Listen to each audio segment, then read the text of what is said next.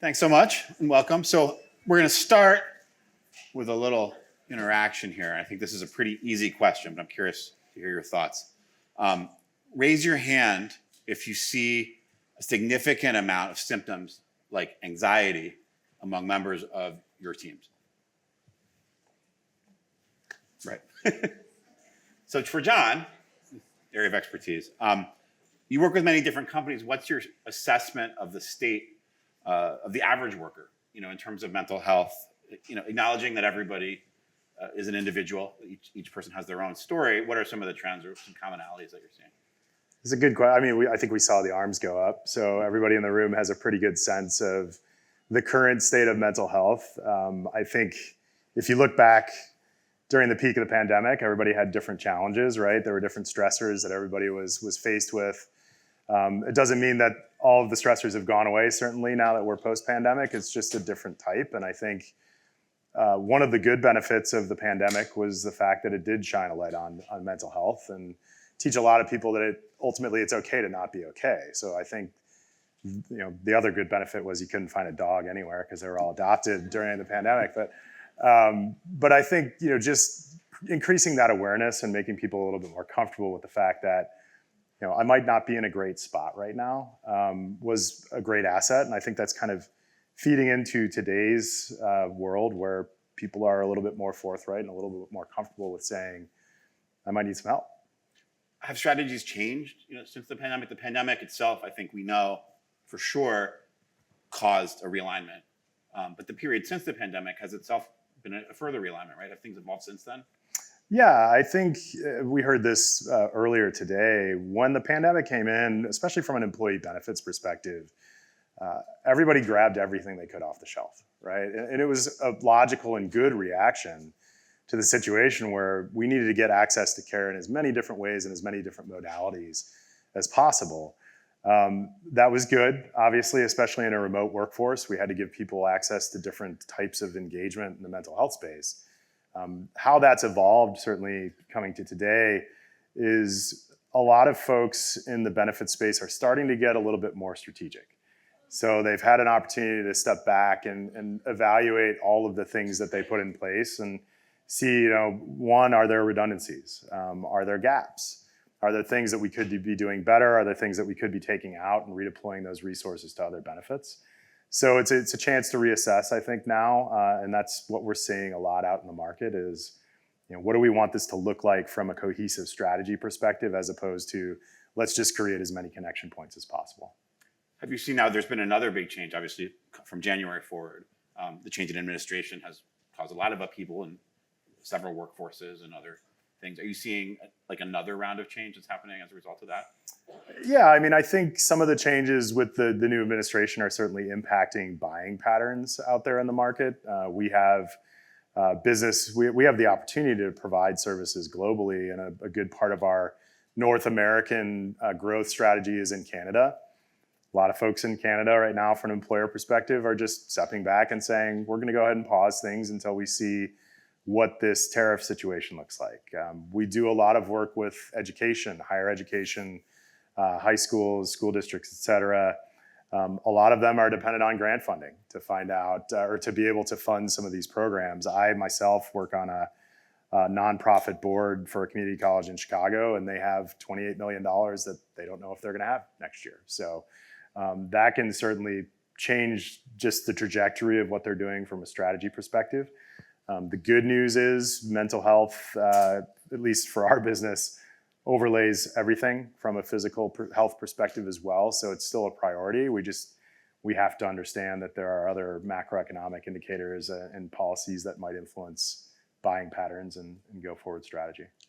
You mentioned, I'm going to loop back to something you said earlier. You mentioned, as a result of or perhaps as a reaction to the pandemic, there was a buying frenzy of options and choices and vendors. Well, maybe I'll ask the audience, how many of you have experienced vendor fatigue, especially when it comes to like all these choices for benefits? Exactly. Interesting. I wonder if they're being shy because there's a vendor on stage. I thought I'd see a lot more hands. Have you seen people, I mean, you've heard that before. How are people responding or dealing with that? Absolutely vendor fatigue. I've been in the digital health space for over 20 years, and I think seeing that market evolve, and there's a pendulum that just kind of goes back and forth between outsourcing to point solutions or carving back into the health plan and somewhere in the middle.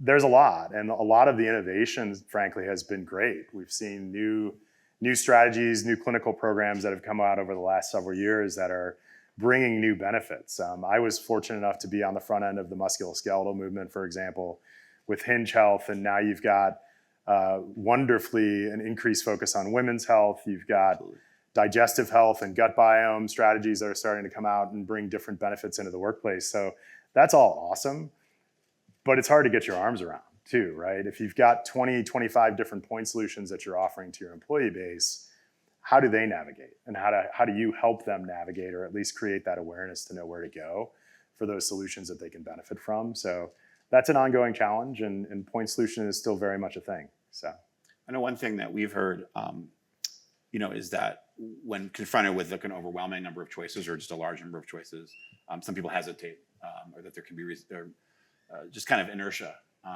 Is that something you see? And I would think that mental health would have specific issues as well about adoption and people signing up. Or are there barriers to onboarding in that sense? Sure. I won't lump you in with the demographic, but my demographic, middle-aged men, we don't take care of our health, right? Like, none of us wake up one morning and say, I'm kind of depressed. I should probably go see what type of mental health benefit I have in our benefits portfolio.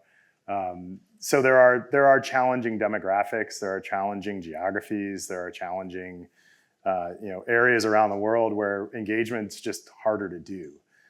So I think at the end of the day, trying to create something that is, number one, disarming, and kind of a safe place for members to come to from an engagement perspective, but also trying to make it easier for them to find the care that they need in that disarming way will ultimately win the day. So, are there misconceptions among the providers, among the HR professionals as well, about programs like this?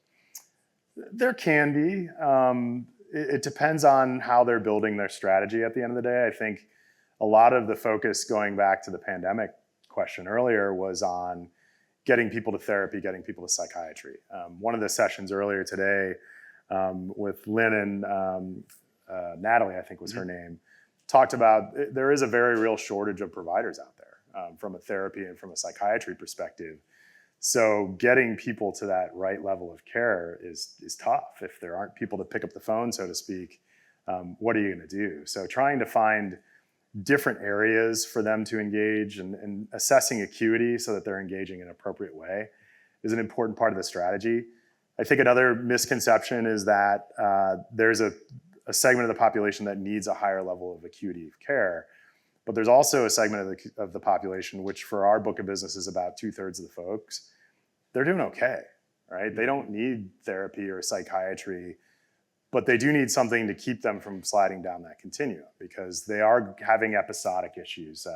Another stat that we heard during our conversation in Salt Lake City was 80% of the employees that were polled had some sort of workplace stress in the last year, right? So you may not be going through something that's acute from a mental health perspective, but there are stressors. There's grief and loss. There's bad breakups.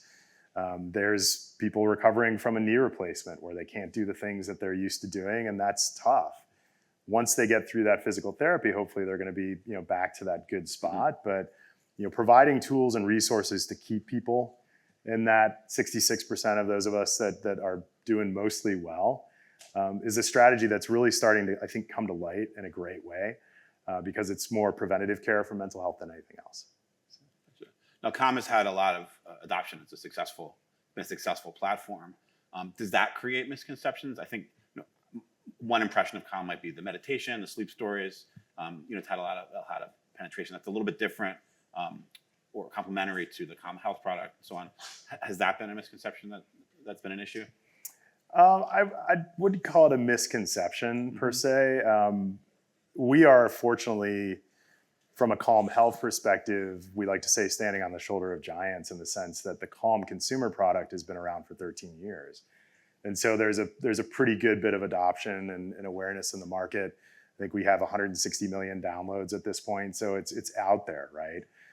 Calm Health is a relatively new product that ultimately is putting a different clinical wrapper around that consumer product and bringing all the great things that the consumer app has, but going much deeper into not only the clinical side of mental health, but also physical health. So a lot of our efforts now from a growth perspective are to bring that product out to the market. And we've certainly seen it here. People stop by the table and they say, oh, we know Calm, that's great. I have it on my phone. And we have to say, well, that's awesome, thank you. But Calm Health is a slightly different product. And where we focus is in the employer and in the payer space from a partnership perspective. Right, but one of the things that Calm Health does have is a lot of personalization options. Is that right? Can you talk a little bit about why personalization matters for users? Yeah, absolutely. It's a cornerstone to any engagement strategy, right? Give somebody something that makes sense, that's relevant to them, and they're more apt to come back. The ethos of Calm Health is really that mind-body connection. So when somebody comes in and they onboard with us, whether it's through their payer or through their employer from a sponsorship perspective, we're going to take them through, it sounds like a daunting onboarding experience, but we're going to take them through a series of questions around what are their goals, what are they trying to accomplish? Is it sleep better? Is it weight loss? Is it move more? Is it manage my chronic condition like diabetes better? We're going to ask about those physical health conditions. Is it COPD? Is it asthma? Is it life experience things like fertility, perimenopause and menopause, which they talked about in the session this morning?